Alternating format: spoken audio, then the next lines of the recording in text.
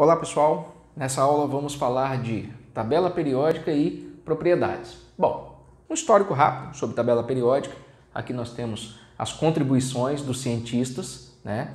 E chamando a atenção para o último aqui, que é o Moseley, ele é o que trouxe a maior contribuição, que é a tabela periódica que nós conhecemos hoje, tá? Que é a lei periódica que a gente chama de atual, em que nós temos ali, quando os elementos químicos são agrupados em ordem crescente de número atômico, observa-se a repetição periódica de várias de suas propriedades.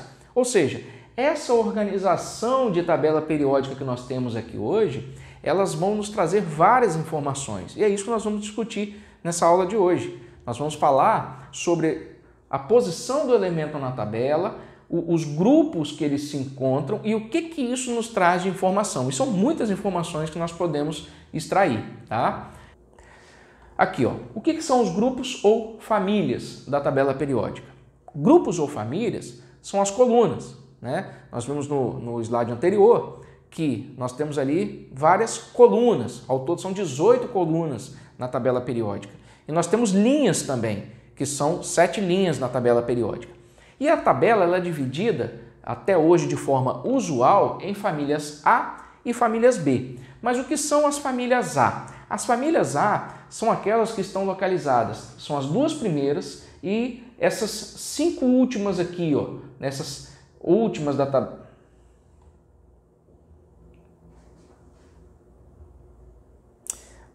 A divisão das famílias, ela ocorre com famílias A e famílias B. Então, de forma usual, quem são as famílias A? São essas duas primeiras e essas últimas aqui da tabela periódica. Esses números que estão aqui, 1A, 2A, 3A, até 8A ou 0, ele também nos traz informações. Então, nós temos aqui, por exemplo, família 1A. Quem é a família 1A? Família dos metais alcalinos.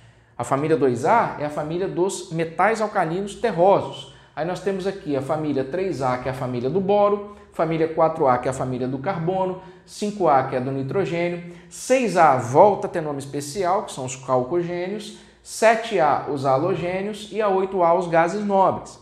E aí a gente pode perceber aqui que nós temos, com base no número da família, uma informação a mais, que a gente vai usar muito isso lá em ligações químicas, que são o número de elétrons que cada elemento dessas famílias tem na sua última camada, na camada de valência.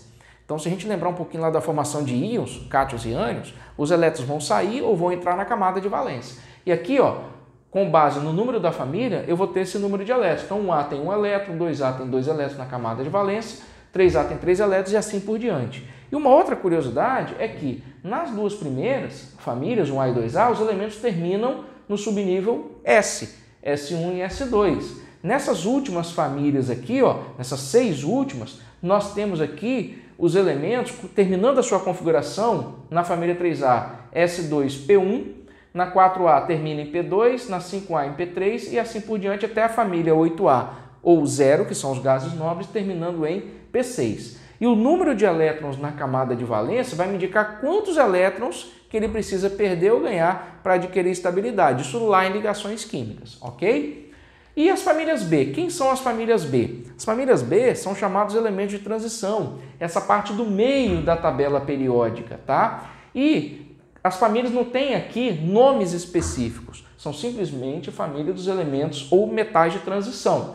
E também tem uma característica bem peculiar, que é a questão da sua configuração eletrônica, tá? Aqui, são 10 colunas aqui no meio e cada coluna você vai ter um elétron característico no subnível D. Então, por exemplo, a primeira coluna, que é a família 3B, nós temos aqui, termina todos eles em D1. A 4B termina em D2, a 5B termina em D3, isso até o final, na família aqui 2B, que termina com 10 elétrons no subnível D. Né? A sua distribuição eletrônica termina em D10. Tá? Resumindo, então, como é que a gente pode dividir a tabela periódica? As duas primeiras colunas é o bloco S, as 6 últimas é o bloco P, essas 10 do meio é o bloco D e essas duas linhas aqui de baixo, que são os elementos de transição interna, é o bloco F, são os elementos que terminam a sua distribuição eletrônica no subnível S. F. Se a gente lembrar lá do diagrama de Pauling, nós vamos lembrar de que no diagrama nós temos dois subníveis F, é o 4F e o 5F, tá? E aqui, ó, mais uma vez, né, resumindo um pouco mais, ó, um S aqui tudo, ó, 2S, 3S, 4S, 5S, aqui, ó, D, aqui P, aqui 4F e 5F, tá? Classificação dos elementos. Bom, os elementos na tabela, eles são divididos também, né? Nós vimos lá que, à medida que você organiza em ordem crescente dos números atômicos, você vai ter uma organização com base nas propriedades dos elementos. Mas eles são agrupados aqui também conforme características parecidas uns com os outros. Então, por exemplo, nós temos aqui metais, ó, metais alcalinos, nós temos metais alcalinos terrosos, nós temos aqui metais de transição que têm características parecidas. Aí nós temos aqui, ó, os elementos que nós dividimos em não metais, em semimetais, os gases nobres que têm uma característica muito peculiar, que é da estabilidade química. Então a tabela ela tem essa divisão. E o que isso vai me trazer de informação? Algumas características, por exemplo, os metais.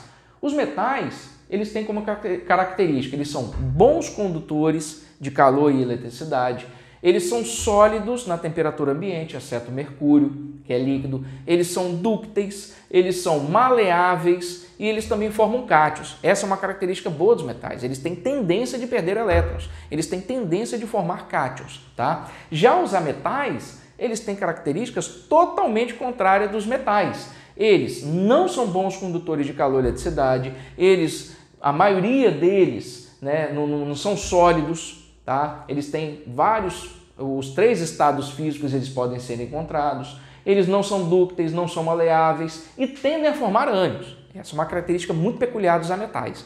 Eles tendem a ganhar elétrons, tá? Então existe uma combinação perfeita entre metal e ametal. Um quer perder e o outro quer ganhar. Os semimetais, eles têm características intermediárias entre os metais e os ametais, tá? São uma quantidade muito pequena, boro, silício, germânio, arsênio, antimônio, telúrio e polônio. São poucos elementos que têm essas características, tá?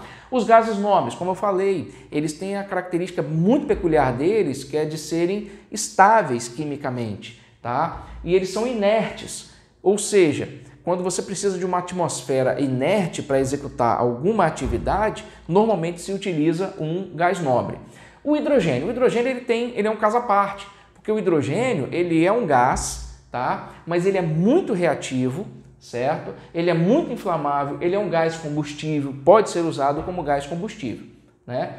E falando ainda um pouco mais dessa classificação, nós temos os elementos naturais e artificiais. O que é isso? Elementos naturais são aqueles que são encontrados na natureza, seja na forma livre, o elemento sozinho, ou na forma combinada com outros elementos. E os artificiais são aqueles que são produzidos em laboratório, tá? Os elementos naturais são chamados normalmente de cisurânicos. O que são isso? São os elementos que estão antes do urânio. O urânio tem número atômico 92, tá? Esses são os naturais, exceto que são artificiais que tem número atômico menor que 92. É o tecnécio, o promécio, o frâncio e o astato. Tá? E os elementos artificiais são aqueles que têm um número atômico acima de 92, depois do urânio. Por isso que eles são chamados de transurânicos. O estado físico dos elementos na tabela periódica. Tá? Gasoso, nós temos aqui ó, flúor, oxigênio, nitrogênio, hidrogênio, cloro, os gases nobres, é claro. Líquido, bromo e mercúrio. Sólidos, todos os outros elementos. Então a maior parte dos elementos da tabela periódica eles são encontrados na forma sólida, na temperatura ambiente. Tá?